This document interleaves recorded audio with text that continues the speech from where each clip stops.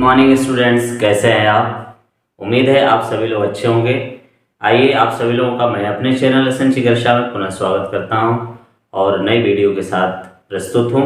इसमें आपके सामने मैं हरिशंकर परसाई प्रेमचंद के फटे जूते, जिसे हरिशंकर परसाई जी ने लिखा है, उनके बारे में या उनसे जुड़े हुए उस पाठ से जुड़े हुए बहुविकल्पी प्रश्नों के साथ आपके सामने प्रस्तुत हूँ।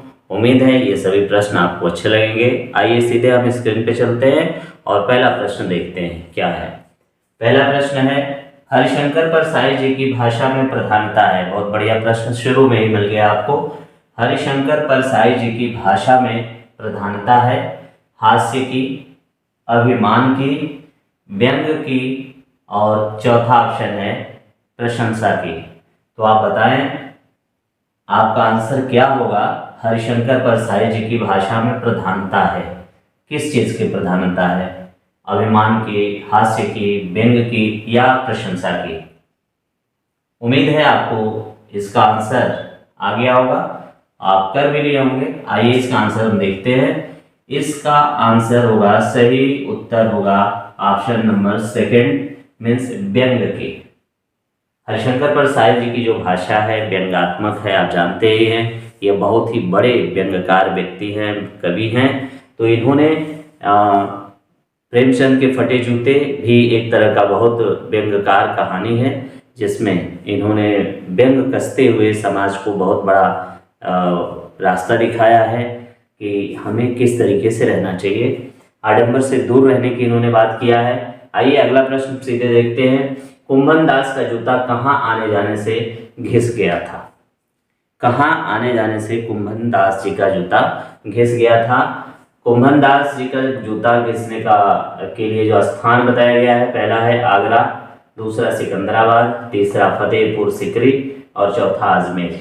इन चार ऑप्शन में से कहाँ आने जाने से उनका जूता घिस गया? और जूता जब घिसा तो बिसर गए हरि नाम, आप जानते हैं, उसमें लिखा है आने जाने से पनहिया घिस गई और बिसर गए हरि नाम। तो कहाँ आने जाने से ऐसा हुआ था? आपका आंसर उम्मीद है तीसरे की तरफ आपका सिंबल होगा। तो प्रश्न नंबर 2 का तीसरा ऑप्शन सही है। बहुत बढ़िया प्रश्न के लिए। आइए अगला प्रश्न देखते हैं। प्रेमचंद की कहानी नहीं है। बहुत बढ़िया प्रश्न, आप इसको स्टार लगा लें। इसमें अमूल्य, इसको हम कह सकते हैं। इस प्रश्न का आंसर आप बताएं। ये अमूल्य प्रश्न है, कोई इसकी कीमत नहीं है। प्रेमचंद की कहानी नहीं है। सलाम, हंसते हैं रोते हैं, तीसरा कुंभन दास का जूता और चौथा है मेरी जनता। कुंभन दास का जूता, इसमें आप बताएं। प्रेमचंद की कहानी नहीं है, सलाम, हंसते हैं रोते हैं, कुंभन दास का जूता या मेरी जनता। उम्मीद है आपका आंसर आ गया होगा। आइए हम आंसर देखते हैं कौन सा है। यदि आप कुंभन दास का जूता की तरफ जा रहे हैं तो आपका आंसर गलत है और सही आंसर इसका क्या होगा? प्रेमचंद की कहानी नहीं है, मीन्स प्रेमचंद ने कौन सी कहानी नहीं लिखा है, तो उसका सही आंसर है हंसते हैं रोते हैं। ये कहानी प्रेमचंद जी की नहीं है। बाकी सलाम, कुंभन दास का जूता, मेरी जनता, ये सब प्रेमचंद की कहानी है। और हंसते हैं रोते हैं यह किसकी कहानी है?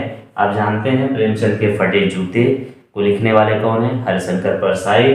उन्हीं का यह है रचना हंसते हैं रोते हैं। ये हरिशंकर परसाई जी की रचना है। आइए अगला प्रश्न देखते हैं। लेखक ने प्रेमचंद को क्या नहीं कहा है? कथाकार, युग प्रवर्तक, उपन्यास सम्राट, भारतीय किसान। चौथा ऑप्शन भारतीय किसान है, तीसरा ऑप्शन है कथा सम्राट, उपन्यास सम्राट, पहला कथाकार और दूसरा है युग प्रवर्तक।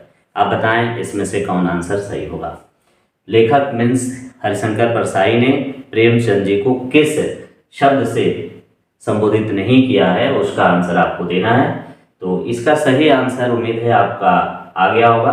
आइए इसका सही आंसर देखते हैं, उत्तर देखते हैं। सही उत्तर है इसका भारतीय किसान, मीन्स चौथा वाला ऑप्शन सही है। इसको हरिशंकर परसाई जी ने नाम नहीं दिया है भारतीय किसान का, तो ये ऑप्शन आपका सही होगा। जूता, अगला प्रश्न है, जूता टोपी का बौद्धिक संबंध है। जूता और टोपी में जो संबंध है बौद्धिक रूप से, उसके बारे में आपको बताना है। 4 ऑप्शन दिए हुए हैं, आप बताएं।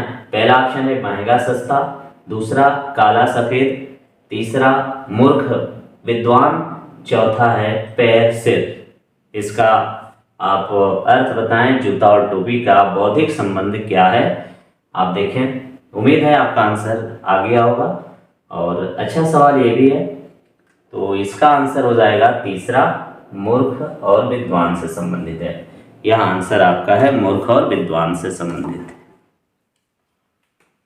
तीसरा वाला ऑप्शन सही होगा। आइए अगला प्रश्न हम देखते हैं, प्रश्न नंबर 6।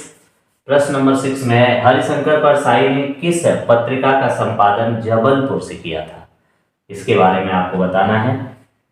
सुधा, वसुधा, निशा, सरस्वती, किस पत्रिका का संपादन उन्होंने जबलपुर से किया था। तो इसका सही आंसर है दूसरा, वसुधा। वसुधा पत्रिका का संपादन इन्होंने जबलपुर से किया था। आइए इन्हीं से जुड़ा हुआ एक और प्रश्न शायद है, कंफ्यूजन थोड़ा सा है, देखिए आप बताइए मुझको। ठिठुरता हुआ गणतंत्र किसकी रचना है। ठिठुरता हुआ गणतंत्र रचना है महादेवी वर्मा की, सूर्यकांत त्रिपाठी निराला की, हरिशंकर परसाई की, या फिर सुमित्रा नंदन पंत की। आप बता सकते हैं इसको। यदि आपने इनका जीवन परिचय पढ़ा है तो निश्चित रूप से आपको ये मालूम होगा कि ठिठुरता हुआ गणतंत्र किसकी रचना है। उम्मीद है आपका आंसर आ गया होगा। ठिठुरता हुआ गणतंत्र हरिशंकर परसाई जी की रचना है, इन्होंने ही लिखा है इसे। अगला प्रश्न है, हरिशंकर परसाई जी को हिंदी साहित्य का श्रेष्ठ, खाली जगह है उसमें आपको भरना है। 4 ऑप्शन है, क्या आएगा। परसाई जी को हिंदी साहित्य का श्रेष्ठ क्या माना जा रहा है भाई, रचनाकार या व्यंग्यकार या कथाकार, चौथा ऑप्शन है उपन्यासकार। आप बताइए इसमें से कौन सा आंसर सही होगा। बहुत बढ़िया प्रश्न है ये, आप इस पे निशान लगा सकते हैं, ये स्टार लगा लीजिए। परसाई जी को हिंदी साहित्य का श्रेष्ठ रचनाकार माना जाता है, या व्यंग्यकार माना जाता है, कथाकार माना जाता है, या फिर उपन्यासकार माना जाता है। उम्मीद है आपका आंसर आ गया होगा। आइए इसका आंसर हम देखते हैं। इसका आंसर होगा दूसरा वाला, व्यंग्यकार।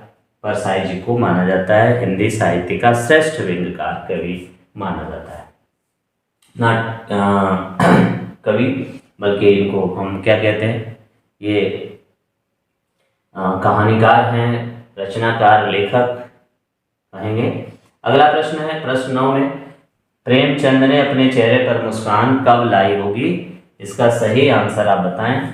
पत्नी के कहने के बाद, फोटो खिंचवाने के बाद, फोटोग्राफर के रेडी प्लीज कहने के बाद, या फिर कोई नहीं। कौन सा आंसर सही होगा। उम्मीद है आपका आंसर आ गया होगा। इसका सही उत्तर होगा तीसरा वाला ऑप्शन, फोटोग्राफर के रेडी प्लीज कहने के बाद वह अपने चेहरे पर मुस्कान लाए होंगे, इस तरह की उम्मीद की गई है। पाठ पढ़ने के बाद आपको लगता है, जब आप प्रेमचंद के फटे जूते पाठ को पढ़ लेते हैं तो इसके बाद आपको क्या आभास होता है। मानो फोटोग्राफर ही मित्र रहा हो, दूसरा ऑप्शन, मानो लेखक ही फोटोग्राफर रहा हो, तीसरा, मानो फोटोग्राफर रिश्तेदार हो, या इसमें से कोई नहीं। मानो फोटोग्राफर ही मित्र रहा हो, किसका मित्र रहा हो, प्रेमचंद जी का। मानो लेखक ही फोटोग्राफर रहा हो, या फिर मानो फोटोग्राफर ही रिश्तेदार रहा हो, या इसमें से कोई नहीं।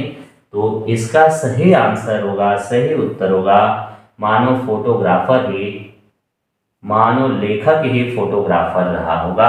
ये वाला ऑप्शन सही हो जाएगा, दूसरा वाला ऑप्शन। और इस स्क्रीन पर अंतिम प्रश्न आपके सामने है। 11वां प्रश्न, किसकी अंगुली दिखती है पर पांव सुरक्षित है। बहुत बढ़िया प्रश्न है ये, स्टार इस पे हम लगाते हैं। किसकी अंगुली दिखती है पर पांव सुरक्षित है? यह पहला ऑप्शन फोटोग्राफर की, दूसरा ऑप्शन हरिशंकर परसाई की, तीसरा ऑप्शन प्रेमचंद की और चौथा ऑप्शन कुंभन दास की। यह तो प्रश्न सबसे हो जाना चाहिए। आसान प्रश्न है लेकिन अच्छा प्रश्न है, सब लोग इसे कर लिए होंगे। तो आइए इसका आंसर हम देखते हैं। इसका आंसर क्या होगा? फोटोग्राफर की, हरिशंकर परसाई की, प्रेमचंद की और कुंभन दास की। तो इसका सही आंसर है प्रेमचंद की। किसकी अंगुली दिखती है पर पांव सुरक्षित है? प्रेमचंद की अंगुली दिखती जरूर है लेकिन पांव सुरक्षित है। यह पर्दे पर विश्वास नहीं करते, वास्तविकता पर विश्वास करते हैं। तो इस तरीके से आपके सामने हमने 11 प्रश्नों का संकलन प्रस्तुत किया।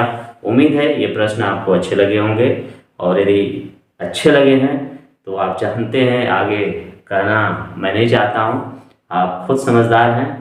और फिर अगली वीडियो में मैं आपसे मिलूँगा, तब तक के लिए धन्यवाद, नमस्कार।